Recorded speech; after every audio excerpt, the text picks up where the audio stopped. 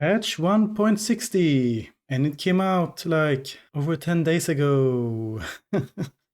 Yeah, so this video is a bit late. I have been pushing it away pretty much, but let's finally do this. I have done every other patch, so might as well do this one. We got the troll boss and new wings.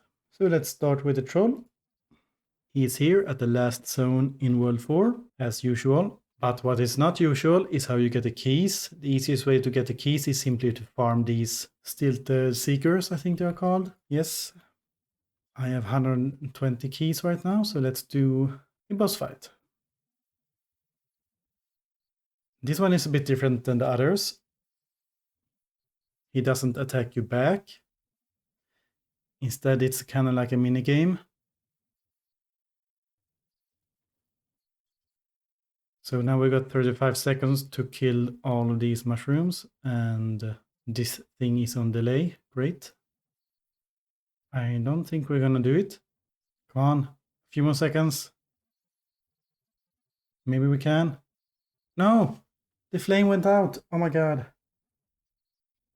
Oh wow, we were like 1 second away. Okay, this one is super easy to do. Just punch them a lot of times and you will get 100 lines of damage. You can see each attack hits the multiple times. And yeah, I think each attack counts as one line. And there we go, one shot him. You get gems, you get troll scales, and you get an IOU fire crystal that we will use to get to World 5. And that's pretty much it for the fight. As you may notice in the text here, he's very much dead. So just like he trolled us in the beginning, he trolled us again. And if you stay here long enough, he will turn transparent, and then finally he will, well, we shall see soon. Yeah, he will mind control you to the portal.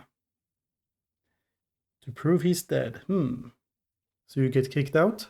That's not all. We also got the Begone Troll tasks here, which is what you use to unlock the new boss gear. They're going to be pretty expensive, so here's a quick look at the Wikipedia page of it. You can see they are pretty expensive, 20,000 starfire bars and 4,000 null salt. And the next one is 10,000 bars. All of them have percentage all stats as a bonus. Lots of condensed sap. There wasn't much reason to farm the stilted seekers before, but now that they are the main way to get the keys, getting this condensed sap is very easy. And finally the boots. Need 8 cooking clogs. Then we have a bunch of new pets to breed, the new World 4 pets, then a bunch of new genetics.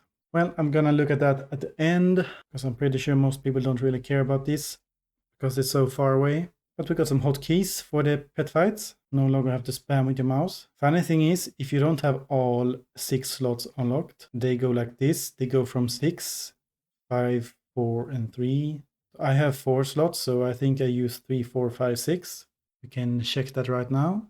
Let's do a boss fight. So 6, yes. Oh, he died instantly. Oh, he stopped time when he was the only one alive. Yeah, that didn't go so well. Added a toggle display to show pet abilities without having to tap on them. This way you don't have to click around to try and remember which pet is which if you're looking for a specific ability to breed. I mean, it's good to have this, but yeah, it's a bit of a mess. But I'm not gonna complain about it. It's very good to have it. You no longer have to click around and see what they are. I think most people turn it off and turn it on as needed.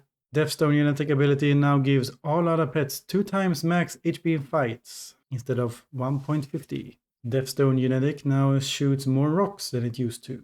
250% damage instead of 200. Fighter genetic bonus now 1.20 team damage instead of 1.10. Luthor genetic no longer casts fleet ability. It can cast all the new abilities though. And null assault gray now costs 2 purple salts instead of 3, so null assaults are now easier. And the spontaneity salt, the blue, now costs 2 explosive salt instead of 3. They are also cheaper. And he added a new limited special tab to the gem shop. This was a bit of a controversial thing. Not everyone was happy about that, especially because you got a pop-up in the game when you first started it after the patch, telling you to go here and check it out. So we have a random wing equipment. You can get any of the rings. I think this resets weekly. Not sure. I have not bought any yet. Then you can get some top tier star blobberlight for 11% total damage. So that's 22% total damage if you buy both of these. And we can buy cosmic time candy again. I'm not gonna do that. Other than that, gem shop is the same. And fix the bug where party starter wizard tower second trait would incorrectly display a 30% damage. It only gave 15. And fixed an issue with looter. Alchemic bonuses to forging were not being applied to World 4 territory. And hello. So that was the official changes. And here is one of the hidden changes. He nerfed the drops of candy. Pretty big in some of them. Not sure which table this is. Drop table 13. Yeah, it's the boss's one. Big hours, dilapidated slash, king doot, and mutated mush. I mean, you don't really farm these guys for the candy. I have thousands upon thousands of candy. I never use them. So for me, this does not matter, as you can see here. But for new players that are trying to catch up with others, this may be a pretty big deal. I don't know. He did add another source of candy recently. These here are the Milky Way candies. I pretty much always get a candy when I AFK 30 hours. And all my lab characters are usually doing that. Sadly, no one is at 30 yet. And then there is also a star sign for candy, I think. 15% to get a time candy when claiming 8 hours AFK gain. That's a pretty big deal for a lab character. Maybe there's one more, I can't remember, and it's not really that important. But it's good to know that the drop rate was lowered. It was a hidden change. There was some drama on it on the Reddit. But yeah, there was a change here, the dungeon enemies, the Neptune. Not sure what this means. It means it can't drop anything anymore. From something to 0. I don't know. Panda cool bird, panda dog, panda hedgehog. Not sure what these are. And then we have the cascading scaled cape of Krieg. 6% all stats. And some random stats as well. I mean, all stats is really strong at the end game. And it drops from the Blitzkrieg one. He's blue, he had 2 billion HP. He gives total damage as his card. Chaotic version gives all skill efficiency, 350 million. And the normal one has 80 million. And kitchen speed passive.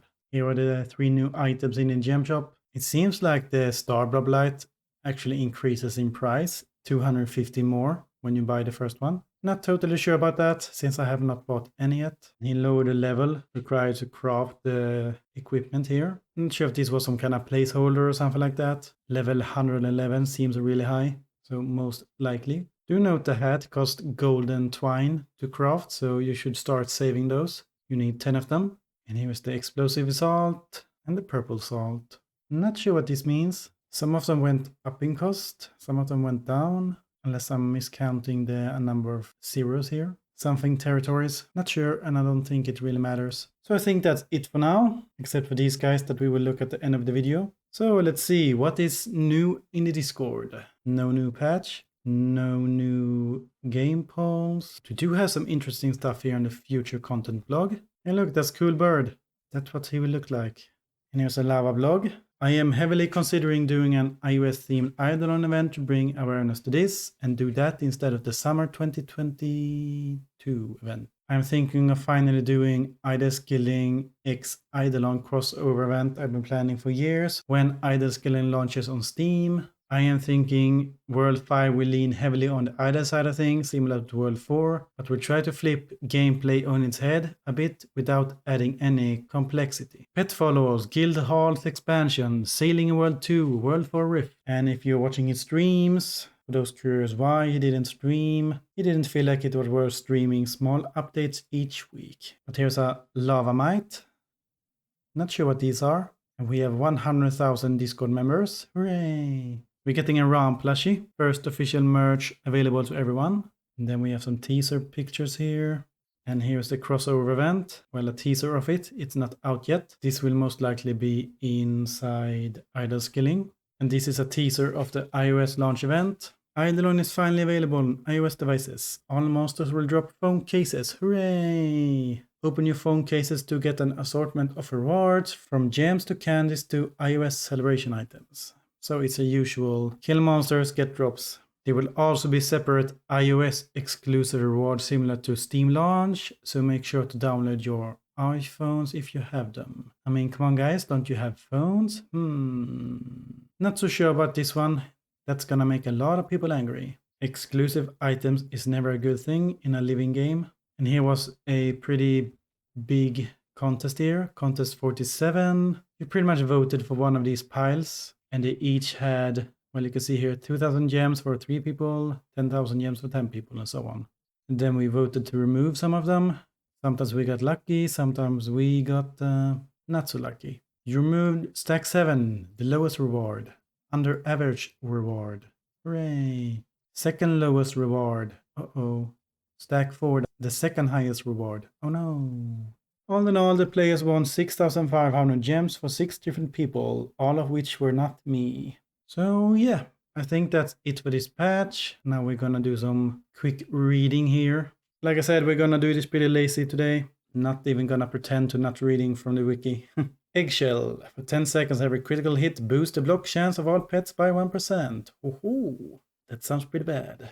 When in fence yard, randomly lay eggs, which can be picked up and will appear in your incubator. Egg laying time takes many hours, but will stay until you revisit the pet yard personally. You don't need to stand around personally and wait. So this is another way to get eggs. A bit faster, I guess. Lazarus fires a laser dealing 100% damage to all enemies every 1 second. Strangely enough, the laser will continue zapping as long as you don't click anything. When in combat, all pets have their abilities fill up 10% faster. So I guess if you use this, you can't use any other skills.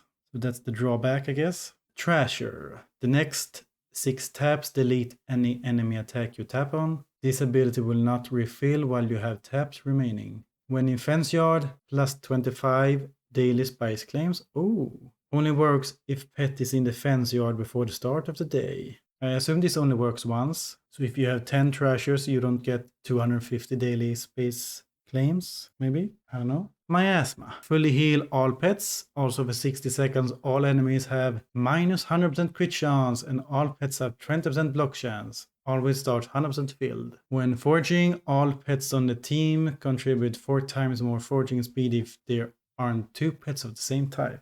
Converter. For 15 seconds, all basic fist attacks have a 30% chance to turn into the weapon of that pet's ability, but only if the ability is a weapon. When foraging, there is a 50% chance to not reset trekking progress when claiming, essentially giving you free spice. Multiple converter pets won't stack. A warning, placing this pet in a territory will set that territory trekking's progress. Ooh. Multiple converter pets won't stack. Since they mentioned that, maybe these guys do stack. Heavyweight. Shoot a giant fist that deals 300% damage. Giant fist itself shoots a basic fist attack every 1 second. When in combat, all pets shoot their basic fist attack 10% faster. FASTIHOOP. Shoot a gold hoop, which deals 50% damage. Each bullet that passes through the hoop has a 30% chance to give a permanent +1 fastidious buff. When in combat, all pets have a 20% crit chance. Ninja. Shoots 4 ninja stars, which deal 175 damage each. When in combat, adjacent pets and this one throw ninja stars instead of basic attack. Superboomer. Throws 2 super boomerangs, which deals 100% damage and has an 80% chance to bounce. When in combat, all pets deal 1.40 times damage. Peapeapod. Shoot 10 tiny peas, which deal 75 damage.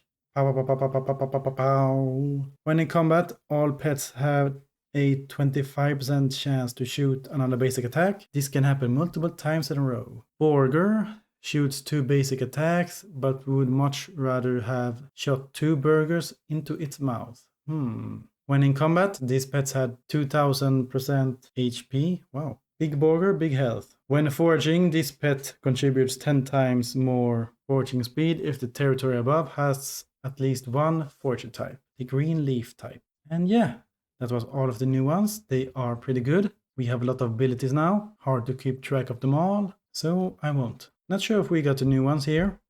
These are World 4 enemies. But yeah, that's it for this patch.